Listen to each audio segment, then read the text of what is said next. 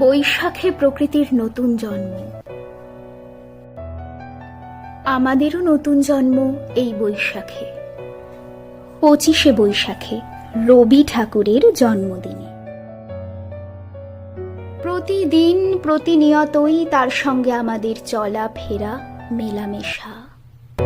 আমি তোমারও সঙ্গে বিধেছি আমারও প্রাণ, সুরের বাঁধনে তুমি জানো না আমি তোমারই পেয়েছি অজানা সাধনে।